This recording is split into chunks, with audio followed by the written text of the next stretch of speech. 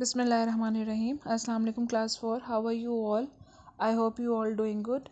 Class 4, take out your SST book. Today we will continue our reading of our unit Water and Power.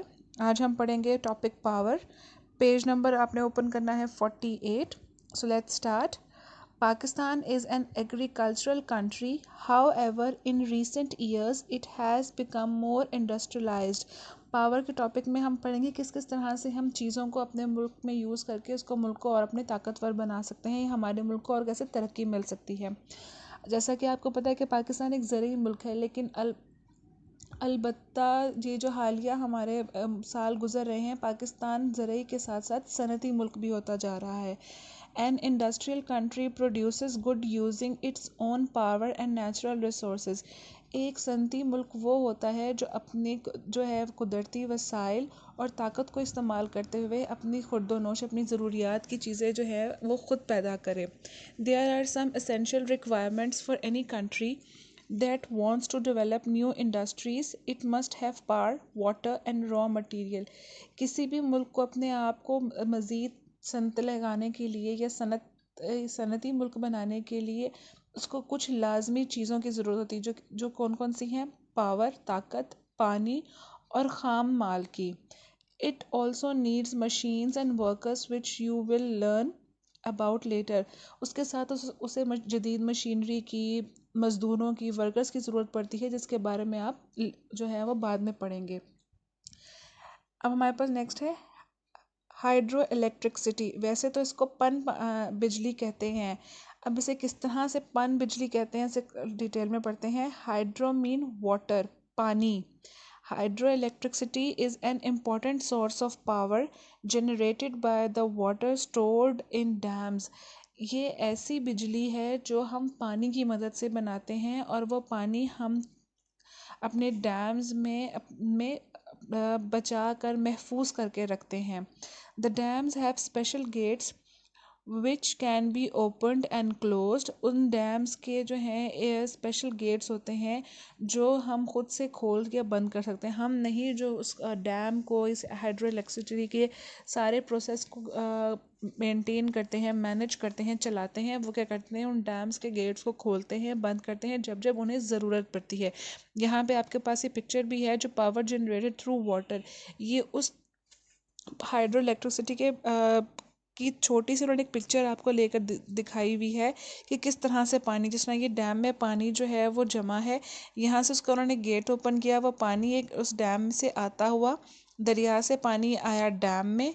Dam से यहाँ वो खुला, जब वो आया तो उसने टरबाइंस को चलाया. ये आपको गोल गोल व्हील की तरह, पहिए की तरह नज़र आ रहे हैं. जब ये पहिया तेज़ी से चलता है और पानी जो है इतनी तेज़ी से बहता है तो वो इलेक्ट्रिसिटी जनरेट करता है. अब उसका हम यहाँ पे प्रोसेस पढ़ते हैं. There are turbines wheel like machine. ये टरबाइंस हैं जो व्हील लाइक मशीन है. नियर दीज गेट्स, इन गेट्स के करीब लगी हुई होती हैं. When the gate is opened water rushes through and turn the turbines. जब पानी इस पे यहाँ पे से तेज़ी से गुजरता है, दरवाज़ा जब खुलता है पानी तेज़ी से गुजरता है तो उसकी तेज़ी के गुजरने की वजह से ये टर्बाइंस ऑन होकर काम करना शुरू कर देती हैं.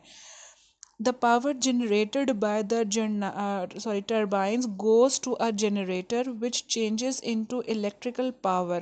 This power is called hydroelectricity.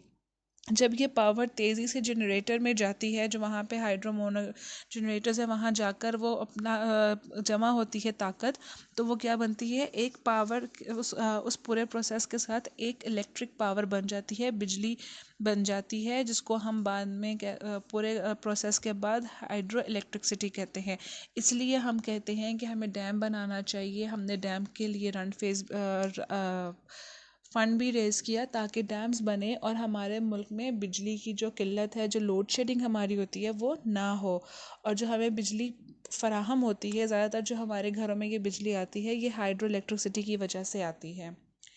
Next है हमारे पास फॉसिल फ्यूल्स, बाकियात का ईंधन. Fossil fuels are found underground. जो बाकियात का ईंधन है ये हमें ज़ेरे ज़मीन मिलता है. A fossil is the remains of an animal or plants that has been pressed between the rocks for many thousands of years. ये बाकियात क्या होती हैं? ये जानवरों और पौधों का जो जानवर मर जाते हैं या पौधे जो हैं ज़मीन के अंदर धंस जाते हैं, उन जो सदियों से उन पत्थरों में धंसे हुए होते हैं और कुदरती तौर पर वो रिसाइकल होते हैं, जो बाकियात उनके रह जाते हैं, ये वो ईंधन होता है जो हमें ज़ेरे ज़मीन से हासिल होता है। फॉर एग्ज़ाम्पल, उसके मिसाल के तौर पे oil is formed from animals and plants remain. जो ऑयल हमें तेल मिलता है वो जानवर और पौधों के रिमेन, उनके बाकियात में से होता है। Coal is formed from trees and forest. जो कोयला हमें मैसर मिलता है, मुहैया किया जाता है, वो दरख्तों और जंगलात से हासिल होता है। Natural gas is also formed in a similar way to oil and coal. जो कुदरती गैस हमें मिलती है वो भी इसी तरीके से, जिस तरह से हमें तेल और कोयला मिलता है, वैसे ही हासिल होता है। It is found in the form of tiny bubbles. ये हमें छोटे छोटे बुलबुलों की सूरत में मिलती है विदाउट एनी स्मेल। इसी कोई स्मेल मतलब कोई बू या खुशबू नहीं होती। And it is mostly methane gas. और ये मोस्टली जो होती है वो मेथीन गैस होती है, जो बहुत इंपॉर्टेंट होती है स्वी गैस के कंपाउंड में। अब यहाँ पे साथ ही उन्होंने आपको एक और पिक्चर दी हुई है, power generated through heat. Heat के साथ कैसे बनती है, और उसके नीचे उन्होंने वो थर्मल पावर की भी पिक्चर दी हुई है, उसकी डिटेल हम साथ साथ पढ़ते हैं। अब हमने पढ़ लिया कि फॉसिल फॉइल हमें कैसे मिलते हैं। अब नेक्स्ट पैराग्राफ में इनका है, oil and gas are obtained by drilling. Oil और जो गैस है, तेल और गैस, हमें ड्रिल करने से, सुराख करने से ज़मीन के अंदर से हासिल होते हैं। And coal is mined. जबकि जो कोयला है वो हमें कान से मिलता है। जिस तरह आपने सुना होगा नमक की कान, कोयले की कान। एक आपने गार का सुना होता है कान, या गार में हमें कोई भी ऐसी कीमती चीज़ नहीं मिलती। पत्थर होते हैं या वहाँ पे जानवर रहते हैं, लेकिन जो कान होती है वहाँ से हमें कीमती मादनियात मिलते हैं, जिस तरह कोयला, नमक। The fossil fuels found in Pakistan are mainly gas and coal. जो हमारे पास बाकियात ईंधन है उसमें सबसे ज़्यादा क्या पाया जाता है? गैस और कोयला। There is very little oil. आप सबको पता है कि हमारे पास जो तेल के ज़खायर हैं वो बहुत कम हैं। नेक्स्ट पेज पे आ जाएं, page number 49। Much of the electricity in the country is produced by thermal power plant. जो हमारे मुल्क में ज़्यादातर बिजली पाई जाती है वो हमें हरारती बिजली घर से मिलता है। और वो कैसे बनती है? For this we burn the fuels such as coal, gas and oil. इसके लिए क्या किया जाता है? हम जो तेल जलाते हैं, जो फ्यूल ईंधन हमें चाहिए होता है, जो ईंधन हमें चाहिए होता है वो हमें किससे मिलता है? कोयले से, गैस से और तेल से। There are thermal power station at Karachi, Hyderabad, Rawalpindi, Quetta, Lahore, Faisalabad, Guddu, Sukkur and other places in the country. जो हमारे पास हरारती बिजली घर है वो कहाँ कहाँ हैं, उसके स्टेशंस कहाँ कहाँ हैं? मुल्क के मुख्तलिफ इलाकों में हैं, हिस्सों में हैं, शहरों में हैं, जैसे कि कराची, हैदराबाद, रावलपिंडी, क्वेटा, लाहौर, फैसलाबाद, गुड्डू, सखर और बहुत से और ममालिक में हैं। यहाँ तक आपकी आज रीडिंग कंप्लीट हुई। आज की रीडिंग की यहाँ पे डेट एंड डे मेंशन कर जी। क्लास 4 हमारी रीडिंग कंप्लीट हो गई। रीडिंग कंप्लीट करने के बाद आपने डेट एंड डे मेंशन करने के बाद वोकैबलरी जो है वो भी रिवाइज़ करनी है, ये आपकी वर्किंग के है। और उसके बाद आपने अपनी नोटबुक रेडी करनी है। नोटबुक में आप मार्जिन लाइंस ड्रॉ करेंगे, डेट एंड डे मेंशन करेंगे, unit number, unit name right करेंगे। और आज हम करेंगे इस चैप्टर के objective type short questions. Question number 1 है हमारा, right about the sources of fresh water in Pakistan. आपने सोर्सेज, हमें वो ज़राए बताने हैं जहाँ जहाँ से पानी हमें मिलता है, ताज़ा साफ़ फ्रेश वाटर। तो वो कौन कौन से आंसर देखते हैं? Rain, snow, glaciers, river and lakes. बारिश से, बर्फ़बारी से, बर्फ़ के तोदों से, दरियाओं से और नदियों से। क्वेश्चन नंबर 2 है हमारा, name some of the ways in which water is stored. ऐसे तरीके बताने हैं जहाँ पे हम पानी को जमा करते हैं।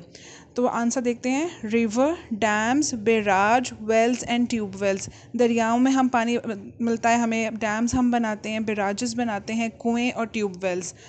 Number 3, what kind of power और energy is used in Pakistan. Pakistan में किस किस तरह की पावर, ताकत यूज़ करके बिजली बनाई जाती है या बाकी काम किए जाते हैं। तो वो कौन कौन से हैं, आंसर देखते हैं। Hydro electricity, thermal power, atomic power, solar power and fossil fuels. Pakistan में पानी जो से बनती बिजली वो हरारती जो हमारे पास निज़ाम है, एटॉमिक पावर है, सोलर का जो है वो पावर, और बाकियात ईंधन से हम एनर्जी हासिल करते हैं, पावर हासिल करते हैं। नंबर 4 है what are metallic minerals. Metallic minerals कौन से होते हैं? मेटेलिक का मतलब है धाती, ऐसी मादनियात जो हमें ख़ाम हालत में मिले और उसको हम जो है वो प्रोसेस करके उसके ऊपर चेंज करके एक और नई चीज़ बनाएं। अब उसका आंसर देखते हैं। आयरन और copper, gold and silver.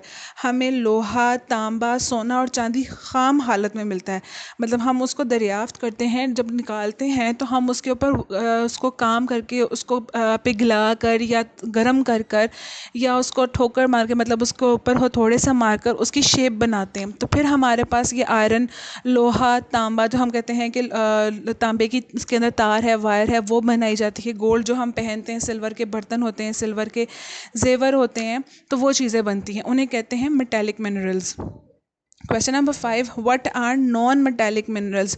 Non metallic minerals means गैर धाती मादनियात, जिसको हम चेंज नहीं करते, वो एज इट इज़ जो है वो हमें मिल जाती है, मतलब उसमें हमें इतना काम नहीं करना पड़ता।